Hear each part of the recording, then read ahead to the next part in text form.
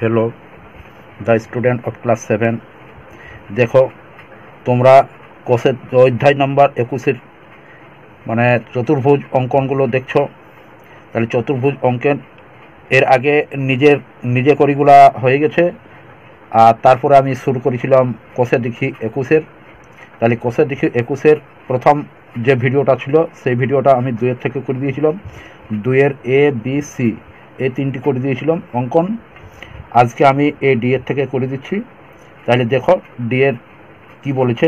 D এর দাগে একটি চতুর্ভুজ পি কিউ আর এস আঁকি, যার পি কিউ ইকুয়াল টু 7 সেমি, Q R equal to 6.5 semi, R S equal to 5.2 semi, S P equal to 4.4 সেমি এবং কোণ P Q R equal to 60 degree. দেখো এখানে কিউ কোণটা 60 ডিগ্রি আমাদের বলে দেওয়া আছে। তাহলে দেখো আমরা চতুর্ভুজটা কিভাবে অঙ্কন করছি। তাহলে দেখো এখানে আমি পরিমাপগুলো নিয়ে নিয়েছি। পি কিউ 7 সেমি। তোমরা কিন্তু এই নামগুলো দিতে ভুল করবে না, নামগুলো যদি দিতে ভুল করো তাহলে কিন্তু উল্টোপাল্টা হয়ে যাবে। কিউ আর সমান আমি দিয়েছি 6.5 semi, R S 5.2 semi, S P 4.4 সেমি, এখানে সেমি হবে। আর দেখো পি কিউ একটা আমি সরলরেখা নিয়ে নিয়েছি, যার কিউ কোণটা হবে 60 ডিগ্রি। তাহলে আমরা প্রথমে যে সরলরেখাটা নিয়েছি সেই সরলরেখার থেকে 60 ডিগ্রি আমি চাঁদার সাহায্যে নিয়ে নিচ্ছি। তাহলে দেখো চাঁদা যখনই বসাবে তোমরা এই যে দেখছো এইখানে একটা রেখা রয়েছে, এটা হচ্ছে মধ্যবিন্দু, আর উপর দিকে যে একটা রেখা রয়েছে ওই রেখাটার সঙ্গে এখানে যে মধ্যবিন্দু আমি করব সেই বিন্দুর সঙ্গে বসিয়ে, আর এই যে সরলরেখা রয়েছে অর্থাৎ এই সরলরেখাটা সম্পূর্ণভাবে আমি ওই রেখার সঙ্গে বসিয়ে দিব, মিলিয়ে দিব। যদি না মিলে তাহলে কিন্তু আমাদের ভুল হয়ে যাবে। তার জন্য দেখো আমি এখানে বসিয়ে দেখিয়ে দিচ্ছি তোমাদেরকে।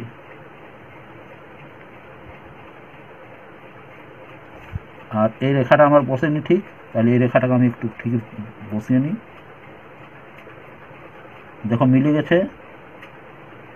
এরপর আমি 60 ডিগ্রি কোণখান রয়েছে সেই 60 ডিগ্রি আমি দাগ দিয়ে দিচ্ছি।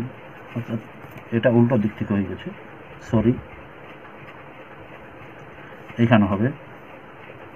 এরপর আমার 60 ডিগ্রি হচ্ছে এইখানে, দেখো এইখানে 60 ডিগ্রি হচ্ছে। তাহলে আমি এখানে একটা বিন্দু নিয়ে নিলাম আর ওই বিন্দুতে আমি যোগ করে দিচ্ছি। তাহলে এখানে দেখো এই যোগ করে দিচ্ছি।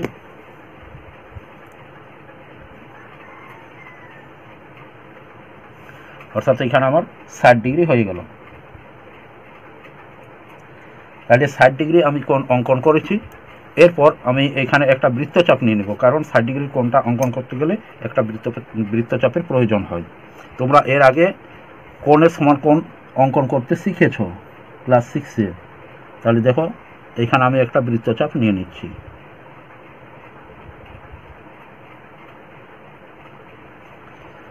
এরপর আমি একটা সরলরেখা নিয়ে নিচ্ছি, যে কোনো একটা সরলরেখা নিয়ে নিই। তাহলে এখানে একটা সরলরেখা নিয়ে নিচ্ছি, নিচে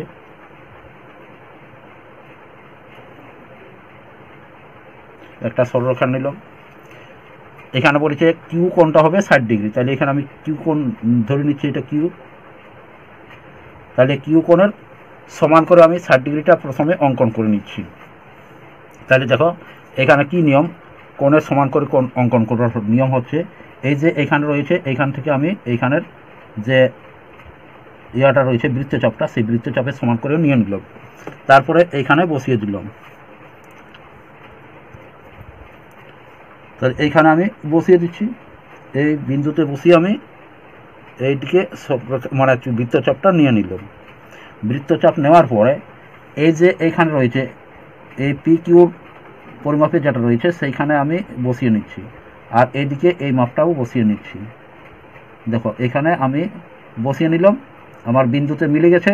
তাহলে এখানে আমি বসাচ্ছি যেখানে মিলিত হয়েছে, এইখান থেকে বৃত্তচাপটা নিয়ে নিচ্ছি, এইদিকে বৃত্তচাপটা নিলাম।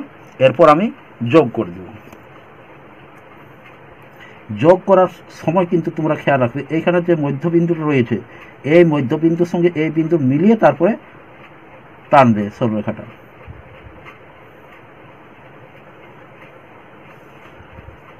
আমার একটু সরে গেল, সরি, এটা আমার ভুল হয়ে গেছে। আমার তো যেহেতু আমি কলমে অঙ্কন করছি, আর তো মানে করার কিছু নেই, আমার একটু সরে গেল হাতটা।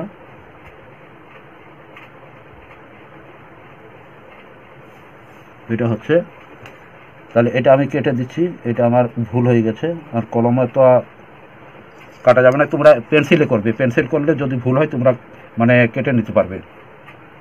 এরপর দেখো আমার যেটা রয়েছে পি কিউ কত রয়েছে, পি কিউ 7 সেমি। তাহলে প্রথমে আমি পি কিউটা 7 সেমি নিয়ে নিচ্ছি।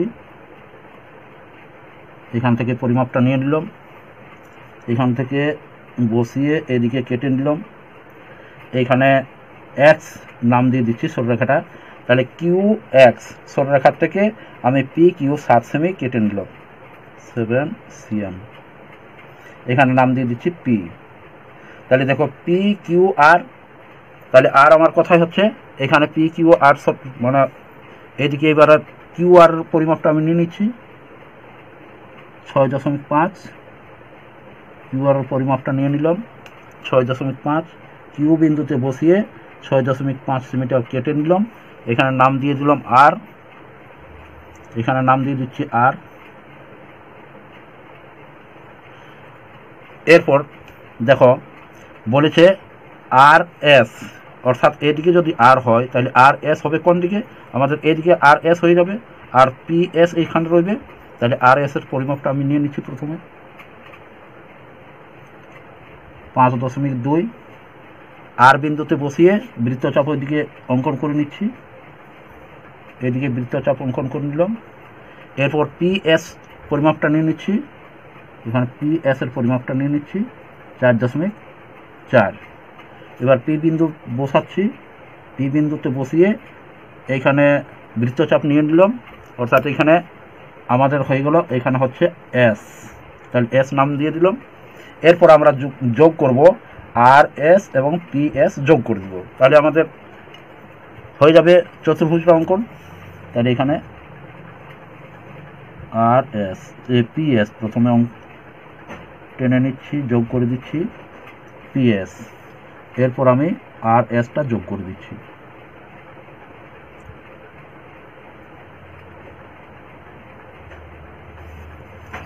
দেখো আমাদের চতুর্ভুজটা হয়ে গেছে। তাহলে দেখো এখানে আমি নামগুলো পরিমাপগুলো দিয়ে দিয়েছি। এখানে পি কিউ হচ্ছে আমাদের 7 সেমি, এখানে কিউ আর যেহেতু বাইরের দিকে দেওয়া যাচ্ছে না সেই জন্য আমি ভিতরের দিকে দিয়ে দিয়েছি 6.5 semi, R S 5.2 semi, S P 4.4 cm. এরপর একটু লিখতে হয়, সেই লেখাটা আমি লিখে দিয়েছি। আমি পি কিউ আর এস চতুর্ভুজ অঙ্কন করলাম, যার পি কিউ = 7 সেমি, কিউ আর সমান হচ্ছে 6.5 সেমি, আর এস সমান হচ্ছে 5.2 সেমি, এস পি সমান 4.4 সেমি, এবং কোণ পি কিউ আর সমান হচ্ছে 60 ডিগ্রি। তাহলে এইটুকুটা তোমাদেরকে লিখতে হবে, বইটাই লেখা থাকে প্রশ্নটাতে। এর আগের ভিডিও তোমরা দেখেছো যে কীভাবে লিখতে হবে, তাহলে তোমরা লিখে দিতে পারবে। এরপর দেখো এরপর যেটা রয়েছে আমাদের এর দাগে একটি রম্বস বিএসটি অঙ্কন করি, যার বিএস সমান হচ্ছে 6.8 সেমি ও ইটি সমান হচ্ছে 5.8 সেমি। তাহলে রম্বসটা তোমরা জানো যে রম্বসের প্রতিটি বাহু আমাদের বিপরীত বাহুগুলো পরস্পর সমান হয়, অর্থাৎ তোমরা যদি এটাকে ভূমি করো তাহলে এখানে কীভাবে অঙ্কন করবে সেটা দেখিয়ে দিচ্ছি আমি এইগুলো করে দেবো না, যেহেতু এর আগের ভিডিও তোমরা দেখেছো কিভাবে অঙ্কন করতে হয়। আর মানে এর আগের ভিডিওগুলো অর্থাৎ নিজে করে মানে অঙ্কনগুলো তোমরা দেখেছো, সেগুলো যারা দেখেছো তারা অবশ্যই এগুলো অঙ্কন করতে পারবে। তবুও আমি এখানে একটু হালকা অঙ্কন করে দিচ্ছি বইটাতে, তাহলে তোমরা একটু দেখো যে কিভাবে অঙ্কন করলে সেটা তোমরা পারবে। আমি এখানে দেখে দিচ্ছি, এই যে ইয়েরটা হচ্ছে প্রথমে এই নিয়ে নেবে ভূমি, এটা হবে বিএস, নাম দিয়ে দিবে বিএস। এটা হচ্ছে আমার 6.8 সেমি। এরপর হচ্ছে এইখান থেকে এদিকে নিয়ে নেবে। এখানে যেহেতু বিইএসটি বলেছে, তাহলে বিএস এখানে রয়েছে, এরপর হচ্ছে 5.8 অর্থাৎ বিপরীত বাহুগুলো পরস্পর সমান হবে। তাহলে এইখানের থেকে তোমরা 5.8টা নিয়ে নিবে, এইদিকে এই সাইডে নিয়ে নেবে 5.8। ধরে নাও যে এইখানে 5.8 হচ্ছে, তাহলে এইখানে তুমি নাম দিয়ে দিবে। তারপর এইখানে 5.8টা নিয়ে নিবে। তারপর এই বাহুটার সমান করে এইখান থেকে এইদিকে কেটে নেবে, আর এইখান থেকে এইদিকে ইয়ে করবে, আবার এই বাহুটার সমান করে 6.8-এর সমান করে এইখান থেকে এইখানে কেটে নেবে, আর তারপরে যোগ করে দেবে। তাহলে রম্বসটা হয়ে যাবে। এরপর দেখো এফেরটা। এফের হচ্ছে একটি বর্গক্ষেত্র DEAR আঁকি, যার DE সমান 5.2 সেমি। তাহলে বর্গক্ষেত্র জানো যে বর্গক্ষেত্র হয় প্রতিটা কোণ 90 ডিগ্রি এবং প্রতিটা বাহু সমান হয়। তাহলে তোমরা প্রথমে একটা 5.2 সেমির নিয়ে নেবে, 5.2 সেমির একটি সরলরেখা নেবে, আর এইখান থেকে 90 ডিগ্রি অঙ্কন করে নেবে। এখানে 90 ডিগ্রি অঙ্কন করবে। তারপরে এইখান থেকে এই যে 5.2 রয়েছে, সেই 5.2 এখান থেকে এখানে মানে বৃত্তচাপ নিবে, কেটে নিবে এই বাহুটার থেকে। তারপর এখান থেকে এখানে 5.2 কাটবে, এইখান থেকে এখানে 5.2 কাটবে, আর চতুর্দিকে যোগ করে দেবে, তাইলে হয়ে যাবে। এরপর দেখো জি একটা কী রয়েছে, একটি আয়তক্ষেত্র READ আঁকি, যার RE সমান 5 সেমি, EA সমান হচ্ছে 5 সেমি। তাহলে এখানে কি বলেছে, আয়তক্ষেত্র অঙ্কন করতে হবে। তাহলে আমি একটি দেখে দিয়েছি তোমাদেরকে, তোমরা নিজেরা করতে পারবে। এখন এফেক্টটা যদি করি আমি, তাহলে তোমরা জিএরটা করতে পারবে। তাহলে আমি এফেক্টটা দেখে দিচ্ছি। দেখো এখানে আমি পরিমাপটা প্রথমে নিয়ে নিয়েছি DE 5.5 সেমি। তাহলে এই প্রথমে আমি একটা DX যে কোনো সরলরেখা নিয়ে নিয়েছি, DX। এই DX এর থেকে আমি প্রথমে এই DEর পরিমাপটা নিয়ে কেটে নিচ্ছি। তাহলে এখানে আমি এই যে বিন্দু রয়েছে, এই বিন্দুর এখানে আমি বসিয়ে নিচ্ছি D এর বিন্দু, আর এখান থেকে কেটে নিচ্ছি। তাহলে কেটে নিলাম, এখানে নাম দিব E, এখানে নাম দিয়ে দিচ্ছি E। তাহলে DE পেয়ে গেলাম। এরপর আমাদের হচ্ছে 90 ডিগ্রি অঙ্কন করতে হবে। তাহলে প্রথমে আমি D বিন্দুতে 90 ডিগ্রি অঙ্কন করে নিচ্ছি। তাহলে দেখো 90 ডিগ্রি অঙ্কন করছি।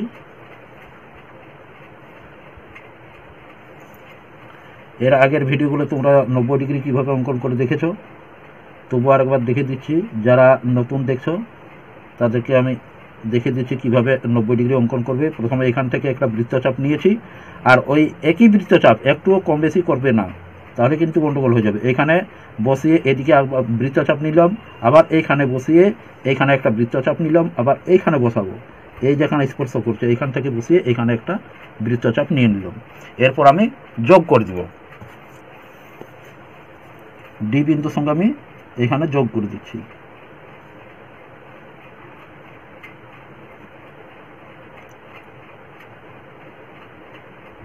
সরি একটু নড়ে গেল, হাতটা নড়ে গেলে কিন্তু গন্ডগোল হয়ে যায়। এখানে আমি নিয়ে নিলাম। এরপর যে রয়েছে আমার ডিই, এই পরিমাপে সব বাহুগুলো হবে। তাহলে এখানে ডির পরিমাপটা আবার নিয়ে নিলাম। এইখান থেকে বসিয়ে উপর দিকে আমি বৃত্তচাপ নিলাম, ই বিন্দুতে বসিয়ে উপর দিকে বৃত্তচাপ নিলাম, আবার যেখানে স্পর্শ করছে সেইখানে যে বৃত্তচাপটা কেটেছে এইখান থেকে আবার এইদিকে বৃত্তচাপ নিয়ে নিলাম। এরপর আমি যোগ করে দিচ্ছি।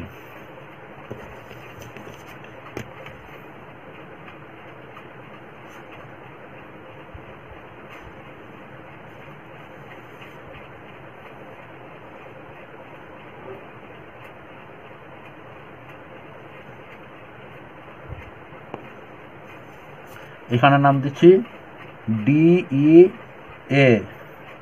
আর।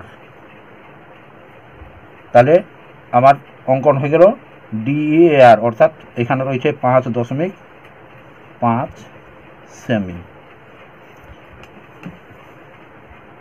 তাহলে তোমরা এখানে লেখাটা লিখে নিবে, যে লিখতে হবে যে আমি একটি আয়তক্ষেত্র, এই বর্গক্ষেত্র,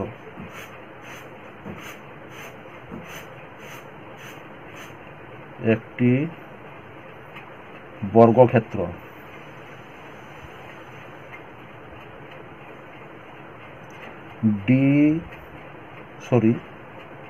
ডি ই এ আর অঙ্কন করলাম।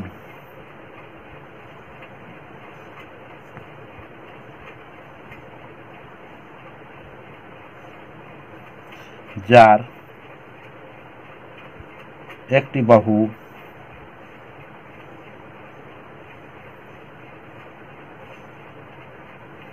DE equal to 5.5 semi. এইটুকু ভাষাটা লিখতে হবে। তাহলে তোমরা দেখলে কিভাবে আমি বর্গক্ষেত্রটা অঙ্কন করলাম। অনুরূপভাবে তোমরা এখানে যে আয়তক্ষেত্র রয়েছে, আয়তক্ষেত্র অঙ্কন করতে ওই একই পদ্ধতি হবে। অর্থাৎ প্রথমে তোমরা এখানে নিয়ে নেবে 6 সেমি ভূমিটা নেবে, 6 সেমির ভূমি নিয়ে 90 ডিগ্রি অঙ্কন করবে। 90 ডিগ্রি অঙ্কন করে যেটা 90 ডিগ্রি হবে সেই সরলরেখার থেকে তোমরা 5 সেমি কেটে নেবে।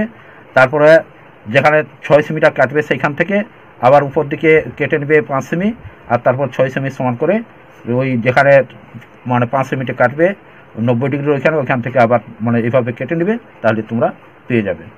এরপর দেখো আমি এইচ যেটা রয়েছে এইচের দাগটা করছি। একটি চতুর্ভুজ SAND আঁকি, যার SA equal to 5.6 semi, AN equal to 4.5 semi এবং এখানে কোণগুলো দিয়েছে। কোণ ASD ইকুয়াল 45 ডিগ্রি, তাহলে এই এস কোণটা হবে আমাদের 45 ডিগ্রি। কোণ SAN 75 ডিগ্রি, অর্থাৎ এ কোণটা হবে 75 ডিগ্রি এবং কোণ AND সমান 110 ডিগ্রি, তাহলে এই এন কোণটা হবে আমাদের 110 ডিগ্রি। তাহলে এটা তিনটা আমাদের রয়েছে কোণ পরিমাপ। অতএব আমি এটা কিভাবে করছি সেটা তোমরা ভালোভাবে লক্ষ্য করো। তাহলে দেখো আমি কোণগুলো চাঁদার সাহায্যে অঙ্কন করে নিয়েছি। এখানে SA সমান হচ্ছে 5.6 সেমি, এখানে AN ইকুয়াল টু আমাদের রয়েছে, আমি এটা দিতে ভুলে গেছি, AN 4.5 সেমি, 4.5 সেমি, তাহলে 75 ডিগ্রি আর 45 ডিগ্রি আমি অঙ্কন করে নিচ্ছি চাঁদার সাহায্যে। এরপর দেখো 110 ডিগ্রি অঙ্কন করে নিচ্ছি। তাহলে এখানে এন কোণ বলেছে আমাদের 110 ডিগ্রি। অতএব এখানে দেখো বিন্দু রয়েছে, এই বিন্দুটাই আমি প্রথমে এইখানে যে রয়েছে সেই বিন্দুটা বসাচ্ছি। ওই বিন্দুর সঙ্গে বসিয়ে এই সরলরেখার সঙ্গে এই সরলরেখা মিলিয়ে নিচ্ছি। দেখো মিলে গেছে। এরপর 110 ডিগ্রি, দেখো এখানে রয়েছে 90 ডিগ্রি, 90 100 110, অর্থাৎ এখানে হবে 110 সমান এখানে আমার পড়ছে 110, তাহলে এখানে হচ্ছে আমার 110, একটু এই সাইড হবে, তাহলে 110 আর এই 110-এর সঙ্গে আমি এখানে যোগ করে দিচ্ছি।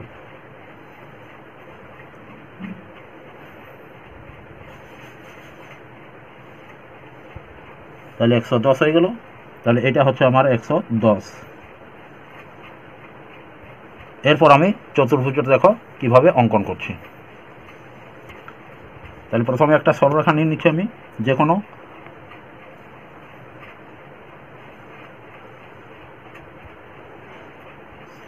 যে কোনো পরিমাপের একটা সরলরেখা নিয়ে নিলাম।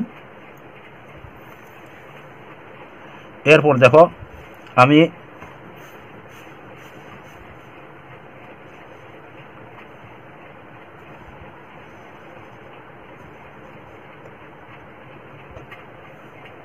এখানে নাম দিচ্ছি এন, এখানে এন নাম দিচ্ছি, যেহেতু 110 ডিগ্রি আমি এখানে অঙ্কন করব। তাহলে দেখো এখানে একটা বৃত্তচাপ নিয়ে নিচ্ছি।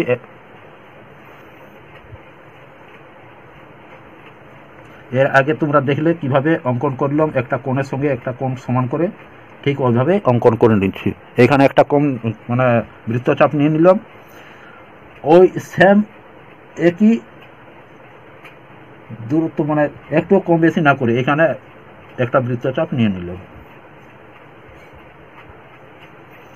এরপর দেখো এখানে আমি বসাচ্ছি, এখান থেকে বসিয়ে এখান পর্যন্ত আমি পরিমাপটা নিয়ে নিচ্ছি। এই যে এখানে পরিমাপটা নিয়ে নিলাম, এখানের পরিমাপটা নিয়ে এখানে বসিয়ে এখানের থেকে কেটে নিচ্ছি। তাহলে আমার 110 ডিগ্রি হয়ে গেল। এরপর আমি এটা যোগ করে দিচ্ছি। এরপর আমি যেটা এন এ রয়েছে সেই এন এর পরিমাপটা আমি নিয়ে নিচ্ছি। তাহলে এখানে এন এর পরিমাপটা আমি এখানে নিয়ে আর কেটে নিচ্ছি। এরপর দেখো এখানে নাম দিয়ে দিচ্ছি এ। তাহলে আমাদের যে রয়েছে এখানে রয়েছে যে এস এ এন 75 ডিগ্রি রয়েছে। তাহলে এ যে রয়েছে এই এ বিন্দুতে আমি 75 ডিগ্রি অঙ্কন করে নিচ্ছি। তাহলে দেখো এখানে একটা বৃত্তচাপ নিয়ে নিচ্ছি, যে কোনো পরিমাপের একটা বৃত্তচাপ নিয়ে নিচ্ছি। সেটা আমি এ বিন্দুতে বসিয়ে নিচ্ছি।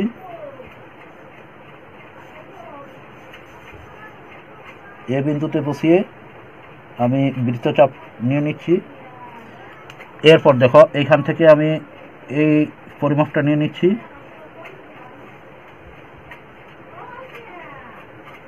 দেখো এটা পরিমাপটা নিয়ে নিয়েছি।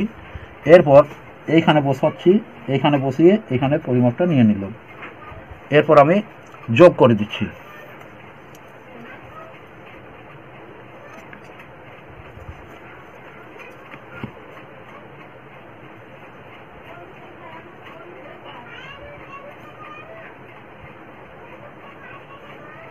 এখানে যোগ করে দিলাম। তাহলে আমার কি হয়েছে, এ হয়েছে এন হয়েছে এ হয়েছে, তাহলে এ এস হবে। তাহলে এ এস অর্থাৎ এখান থেকে এদিকে এস হবে। তাহলে এ এস এর পরিমাপটা আমি এখান থেকে নিয়ে নিচ্ছি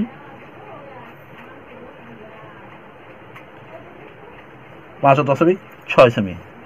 তাহলে এখানে এ বিন্দুতে আমি বসিয়ে নিচ্ছি আর ওইখানে কেটে নিচ্ছি 5.6 সেমি। এবার 5.6 সেমি এখানে হচ্ছে এস। তাহলে এখানে নাম দিয়ে দিচ্ছি এস। তাহলে এস বিন্দু এখানে কি বলেছে যে এ এস ডি আমাদের কি হচ্ছে একটা কোণ রয়েছে 45 ডিগ্রি। তাহলে এই 45 ডিগ্রির কোণটা আমি এস বিন্দুতে অঙ্কন করে নিচ্ছি। তাহলে এখানে যে কোনো একটা সরলরেখা বৃত্তচাপ নিয়ে নিচ্ছি। এখানে বৃত্তচাপটা নিয়ে আমি এস বিন্দুতে বসাচ্ছি। দেখো এস বিন্দুতে বসিয়ে নিচ্ছি। এস বিন্দুতে বসিয়ে আমি বৃত্তচাপ অঙ্কন করে নিচ্ছি।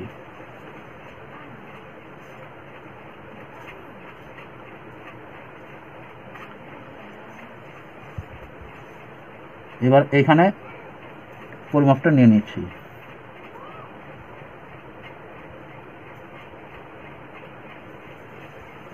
এখান থেকে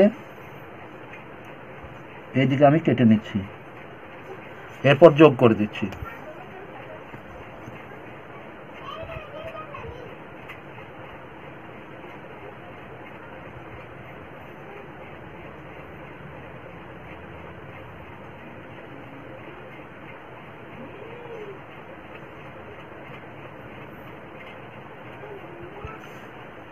ত্রিভুজ হয়ে গেল আমার। সরি এখানে একটু ভুল হয়ে গেছে, একটু অঙ্কনটাতে ভুল হয়ে গেছে আমার,